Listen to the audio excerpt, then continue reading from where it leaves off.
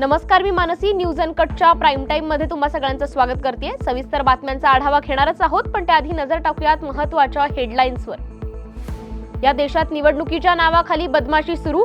माझ्या मतदारसंघात 15 दिवसात 10,000 मतदार वाढले. अरविंद केजरीवाल यांचं वक्तव्य. महापालिका निवडणुका झाल्यावर लाडकी बहीण योजनेवरून विनायक राऊतांचा मोठा दावा. पुण्याच्या सारथी संस्थेच्या वतीने सरदार सूर्याजी काकडे सारथी वाहन चालक कौशल्य विकास प्रशिक्षण कार्यक्रम. आणि नवी मुंबई आंतरराष्ट्रीय विमानतळावर पहिली उड्डाण प्रमाणीकरण चाचणी यशस्वी. आता पाहूयात सविस्तर वृत्त. या देशात निवडणुकीच्या नावाखाली बदमाशी सुरू असून भाजपचा महाराष्ट्राप्रमाणेच मतदार यादीतून नावे कमी करून निवडणूक जिंकण्याचा प्रयत्न करत असल्याचा गंभीर आरोप माजी मुख्यमंत्री अरविंद केजरीवाल यांनी केलाय. मतदार याद्यांमधील घोळावरून केजरीवाल यांनी गंभीर आरोप केले असून दिवसाला 300 ते 400 नावं कमी होत असल्याचा आरोप केलाय. स्वतःच्या मतदारसंघात 15 दिवसात 10,000 मतदार वाढल्याचा आरोपही केजरीवाल यांनी केलाय.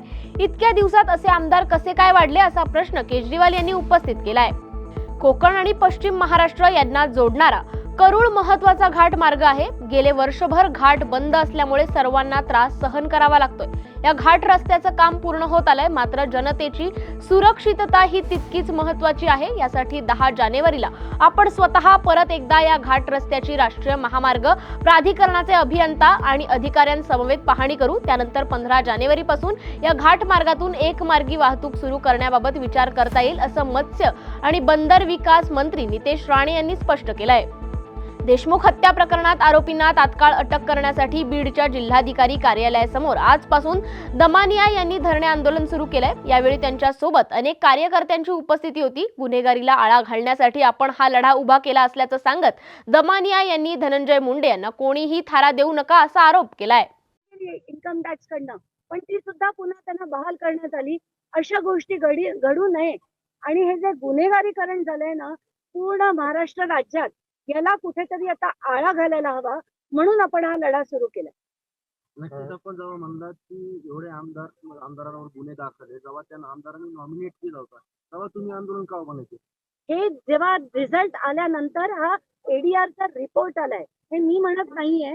एडीआर नावाची एक संस्था आहे, त्यांनी तो रिपोर्ट बाहेर काढलाय की 118 लोकांवर गंभीर स्वरूपाचे, असं जर असेल तर ही लोक मंत्री म्हणून तिथे जाणार, मंत्री म्हणून तिथे कायदे बनवणार आणि ते आपल्या जनतेवर लादणार, हे मला मान्य नाही. धनंजय मुंडे सारखे गुन्हेगारी प्रवृत्तीच्या लोकांना थारा देणारी माणसं, ते स्वतः अशी अनेक कृत्य केली आहेत त्यांनी, अशा माणसाला तिथे राहणं हे योग्य नाही. म्हणून ही लढाई आहे आणि ही सगळे आता जनतेने दिली पाहिजे. महायुती सरकारकडून लाडकी बहीण योजनेचा डिसेंबरचा हप्ता लाभार्थ्यांच्या खात्यात जमा करण्यात आलाय.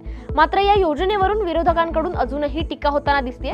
लाडकी बहीण योजना बंद होणार नसल्याचं आश्वासन महायुती सरकारकडून देण्यात आलं. अशातच ठाकरे गटाचे खासदार विनायक राऊत यांनी लाडकी बहीण योजनेवरून महायुती महाराष्ट्र कर्जात डुबलेला आहे, त्यामुळे भविष्यात महाराष्ट्राची अर्थव्यवस्था सांभाळण्याचे आव्हान अजित पवार कसे पेलणार याबाबत प्रश्नचिन्ह निर्माण झालंय. महापालिका आणि जिल्हा परिषदेच्या निवडणुकीपर्यंत लाडकी बहीण योजनेचा प्रयोग ते नक्की करतील, त्यानंतर ही योजना बंद पाडतील. या योजनेला डोलारा सांभाळणे जिकरीचं काम आहे. महापालिका आणि जिल्हा परिषद निवडणुका संपल्या की ही योजना बंद करण्यात येईल असा मोठा दावा विनायक राऊत यांनी केलाय. वेळ झाली बातमीपत्रात छोट्याशा विश्रांतीची. लगेचच परत येऊ. पाहत रहा न्यूज अनकट. ऐतिहासिक वारसा लाभलेला मराठ मुलूक महाराष्ट्र. या महाराष्ट्राला विविध रंगी छटा आहेत. साहित्य, कला, पर्यटन, नृत्य, भाषा, संत परंपरा अशा विविधतेने तो नटलेला आहे. हीच गौरवशाली विविधता जपत सुवरंग मराठी केवळ महाराष्ट्राच्या सांस्कृतिक संहितेपुरते मर्यादित न राहता समकालीन नवकल्पनांवर आधारित कार्यक्रमांद्वारे मराठी मनोरंजन विश्वात स्वतःची एक अनोखी जागा निर्माण करत आहेत. मराठी मनोरंजन क्षेत्रातील उत्तम दिग्दर्शक, लेखक आणि निर्मात्यांच्या प्रतिभेचा पुरेपूर वापर करून मनोरंजनाचा आगळा वेगळा रंग उधळण्यास आम्ही सज्ज आहोत. स्वरंग मराठीचे उद्दिष्ट मराठी मनोरंजन क्षेत्रामध्ये मनोरंजनाची वहिवाट सोडून, रूढीवादी पद्धती तोडून मनोरंजनाचा समृद्ध अनुभव प्रदान करून देण्याचा आहे. म्हणूनच यात विविध पद्धतीचे मनोरंजक आणि माहितीपूर्ण कार्यक्रम स्वरंग मराठीवर बघता येतील. शेवटी एकच, धकाधकीच्या जीवनात धांगडधिंगा करण्यापेक्षा बसूया, हसूया, गाऊया, जगूया. नाती गोती श्रावण मोती गावामधले जीवंत रंग. नाती गोती श्रावण मोती गावामधले जीवंत रंग. चला जोडूया, चला पाहूया, जशी संस्कृती तसा स्वरंग. विश्रांतीनंतर बातमीपत्रात पुन्हा एकदा स्वागत करते. बीडमधील मोर्चानंतर अजित पवार गटाच्या नेत्या रुपाली ठोंबरे यांनी जितेंद्र आव्हाड यांच्या व्हॉट्सअप चॅटचा एक स्क्रीनशॉट सोशल मीडियावर पोस्ट केला होता. मात्र तो स्क्रीनशॉट खोटा असल्याचं सांगितलं जाते. दरम्यान या प्रकरणी रुपाली ठोंबरे यांच्यासह 7 जणांविरोधात गुन्हा दाखल करण्यात आलाय. जितेंद्र आव्हाड यांनी स्वतः एक्स सोशल मीडिया पोस्ट करत या संदर्भात माहिती दिली आहे. माझ्या खोट्या व्हॉट्सअप चॅटचा स्क्रीनशॉट व्हायरल करणाऱ्यांविरुद्ध काल मी बीडमधील शिवाजीनगर पोलीस ठाण्यात रीतसर गुन्हा दाखल केलाय. कर नाही तर डर कशाला, असं जितेंद्र आव्हाड यांनी पोस्टमध्ये म्हटलंय. पंढरपूर जवळ ट्रक आणि बसचा रविवारी पहाटे भीषण अपघात झाला. या दुर्दैवी घटनेत 2 भाविकांचा मृत्यू झालाय तर अनेक प्रवासी गंभीररित्या जखमी झालेत. हा अपघात भटुंबरे गावाजवळ झाला. अपघात घडताच प्रत्यक्षदर्शनी जखमींना जवळच्या रुग्णालयात दाखल केले. अपघाताची माहिती मिळताच पोलीस घटनास्थळी दाखल झालेत. एकीकडे रस्ते अपघातात वाढ होत चालली असून वाहतुकीचे नियम पाळण्यासाठी वाहतूक नियंत्रण शाखेचे पोलीस आणि शासनाकडून वारंवार आवाहन केलं जात आहे. परंतु त्यानंतरही बेशिस्त वाहन चालक मंडळी काही केल्या ऐकायचं नाव घेत नसल्याने अखेर वाहतुकीचे नियम मोडणाऱ्यांवर डोंबिवली शहर वाहतूक नियंत्रण शाखेच्या पोलिसांनी कठोर कारवाईचा बडगा उगारलाय. पोस्टाच्या पार्सलद्वारे मागविलेल्या 2 धारदार तलवारी जालना पोलिसांनी जप्त केल्यात. जालना स्थानिक गुन्हे शाखेच्या पथकाने ही कारवाई करून कृष्णा राजपूत या आरोपीला ताब्यात घेतलंय. शहरातील ढवळेश्वर रोडवरील कमानीजवळ एकाने त्याच्या नावावर धारदार तलवार पोस्टद्वारे मागवल्या असल्याची माहिती मिळाल्याने गुन्हे शाखेच्या पथकाने सापळा रचून एकाच ताब्यात घेऊन विचारपूस केली असता पार्सलमध्ये 2 तलवारी पोलिसांना आढळून आल्यात.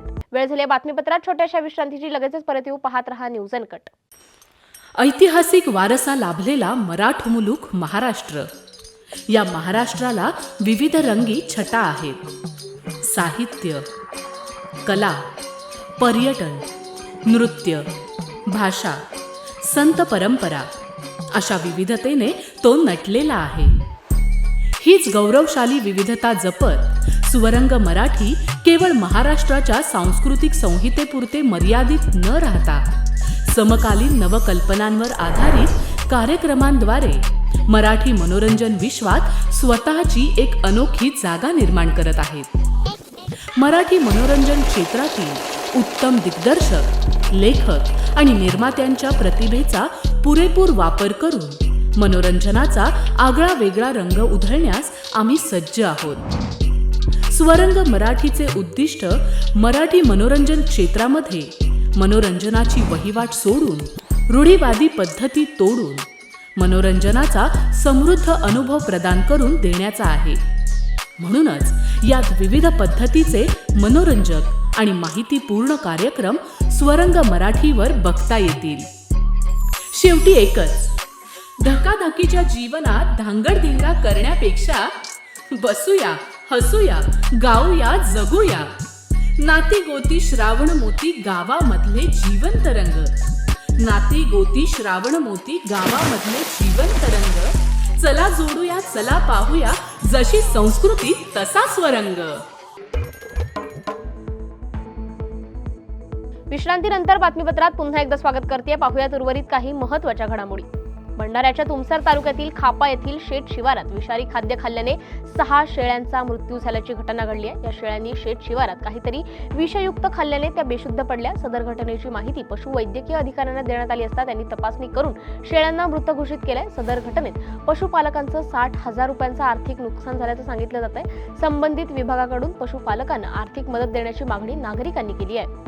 नवी मुंबई आंतरराष्ट्रीय विमानतळावर आज 29 डिसेंबर रोजी पहिली व्यावसायिक उड्डाण प्रमाणीकरण चाचणी यशस्वीरित्या पार पडली आहे. यामुळे आता विमानतळ पूर्णपणे कार्यान्वित होण्याच्या प्रवासातील एक महत्त्वाचा टप्पा गाठलाय. इंडिगो एअरलाइन्सचे A320 विमान धावपट्टीवर उतरलंय.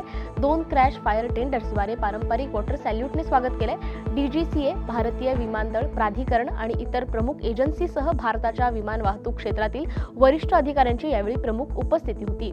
पुण्यात सारथी संस्थेच्या वतीने सरदार सूर्याजी काकडे सारथी वाहन चालक कौशल्य विकास प्रशिक्षण कार्यक्रम अंतर्गत मराठा कुणबी समाजातील 1500 तरुणांना वाहन चालक प्रशिक्षण देण्यात येणार आहे. प्रशिक्षित वाहन चालकांची मोठ्या प्रमाणात मागणी होत असल्याने संस्थेकडून समाजातील 1500 व्यक्तींना दरवर्षी हलकी मोटार वाहने आणि जड मालवाहू वाहने चालवण्याचे प्रशिक्षण देण्यात येणार आहे. केंद्रीय रस्ते वाहतूक आणि महामार्ग मंत्रालयाच्या रस्ता सुरक्षा उपक्रमाअंतर्गत असलेल्या संस्थेमार्फत हे एका महिन्याचे प्रशिक्षण विनामूल्य असणार आहे. वेळ झाली या बातमीसह प्राईम टाइम मध्ये इथेच थांबायची. पाहत रहा न्यूज अनकट.